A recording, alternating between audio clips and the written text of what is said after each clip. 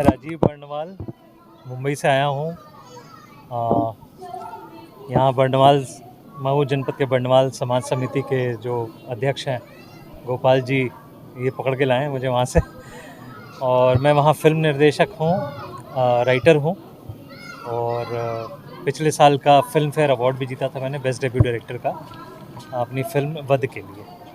तो मुझे लगता है उस प्लेटफॉर्म की कोशिश, अब देखिए एक ही दिन में तो सब कुछ बदलता नहीं है। जैसे पहले कोई बर्णवाल समाज से फिल्म लाइन में नहीं था तो मैं हुआ। अब मुझे देख के आप विश्वास नहीं करेंगे, मुंबई में कम से कम और भी कई लोग काम कर रहे थे जो बर्णवाल थे, बट वो बताते नहीं थे।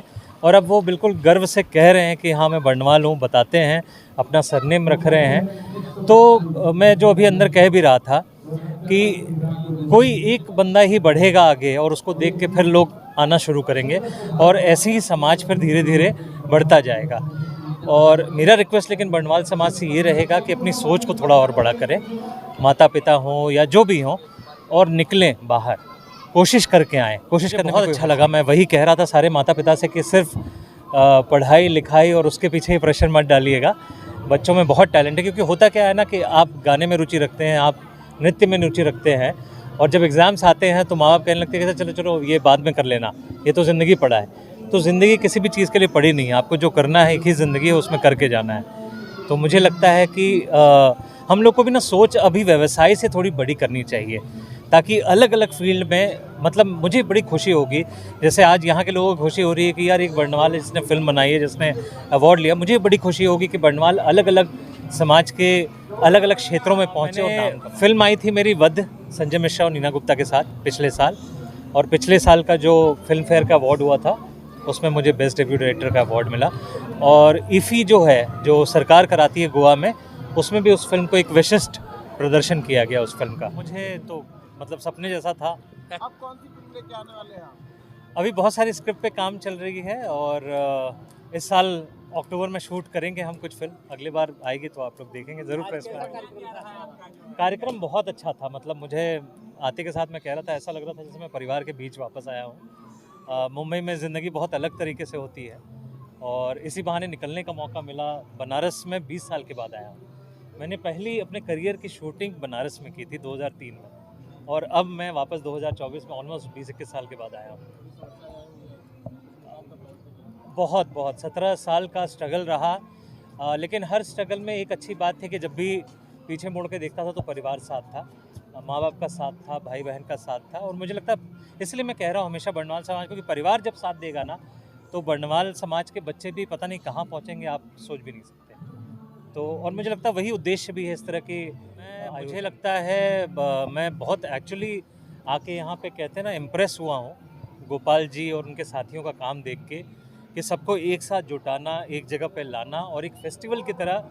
मैंने वही कहा कि हमारे पूर्वज भले राजा रहे हों, आज उनकी जयंती का बहाना रहा हो, लेकिन सबको साथ लाना ही अपने आप में बहुत मुश्किल है।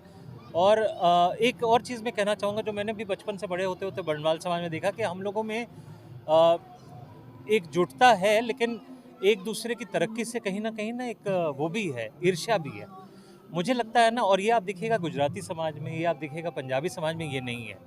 अगर कोई एक समाज का व्यक्ति थोड़ा बुरे समय से भी चलता है तो सब मिलके उसकी मदद करते हैं। तो मुझे लगता है ना कि हमें भी वो ज़रूरत है कि एज अ कम्युनिटी हम ऊपर उठे, क्योंकि वो कहते हैं ना एकता में शक्ति होती है। जब सब एक नहीं होंगे जब तक, तब तक उठ के वो समाज नहीं बन पाएगा मजबूत, और तब तक वो बर्णवाल जो नाम करना चाहते हैं कि वो मऊ से पूरी दुनिया में फैलें, वो नहीं हो पाएगा। भाग्य है कि ये कार्यक्रम तो मेरे बिना भी होना था, बट मुझे इस योग्य समझा गया कि गोपाल जी ने मुझे बताया, और व्यस्तता थी मेरी, बट मैं ये मौका नहीं खोना चाह रहा था। इनफैक्ट मुझे और भी पटना बर्णवाल समाज से और बॉम्बे से भी आया था, मैं नहीं जा पाया, बट मैं चाह रहा था कि नहीं, इस साल में साल की शुरुआत हो और दूसरी भोले बाबा की नगरी वापस आने का मौका मिला। तो मुझे लग रहा है एक भोले बाबा ने बुलाया है गोपाल जी के माध्यम से, और इस समाज का वो भी बनना था। बट बहुत ही बढ़िया कार्यक्रम था। आते वक्त मैं अपने दोस्त को फ़ोन किया, मैंने कहा यार लग रहा है जैसे पंजाब पहुंच गया हूँ, सरसों के खेत दिख रहे हैं बहुत। तो मुझे बहुत ही अच्छा लगा। मऊ बड़ा प्यारा सा नाम है, छोटा सा नाम है, और आके मतलब एक खुली हवा, जो बचपन की वापस एक याद दिला दी। अभी स्टेज देख के बच्चे परफॉर्म कर रहे थे, हम भी बच्चों में, बचपन में हमारी तरफ सरस्वती पूजा बहुत होता है, तो बचपन याद आ गया, मैं भी प्ले किया करता। तो इसी तरह के स्टेज से शुरू होके आज मैं जाके शायद एक अवार्ड ले पाया हूँ। अगर वो स्टेज नहीं मिला होता मुझे, जैसे आज इन बच्चों को गोपाल जी दिलवा रहे हैं और बनवाल समिति दिला रही है, तो शायद मैं नहीं होता अभी आप लोगों के सामने इस तरह से इंटरव्यू देता। कौन कौन सा अवार्ड अब तक आपको मिला? मुझे अभी तो फिल्म फेयर अवार्ड मिला है और फिल्म काफ़ी चर्चा में रही, वध। आप लोग भी देखिएगा ज़रूर, बहुत ही चर्चा में रही काफ़ी। वध भी बहुत एक परिवार की कहानी है, एक बूढ़े माँ बाप की कहानी है जो मध्यम वर्गीय परिवार से हैं।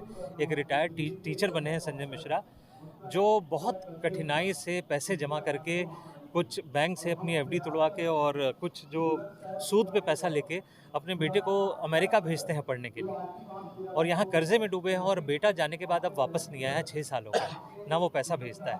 और यहाँ इनकी ज़िंदगी कैसे बद से बदतर होती जा रही है, और माँ बाप को अभी भी वो उम्मीद है कि बेटा सारा जो भी है, जितना हमने उसके लिए किया है वो भी हमारे लिए करेगा। तो उस तरह की एक परिवार की कहानी है। उस जद्दोजहद में कैसे फिल्म में आगे जाकर एक परेशानी की वो में उनसे एक हत्या हो जाती है, और फिर किस तरह से फिल्म चलती है, थ्रिलर हो जाती है।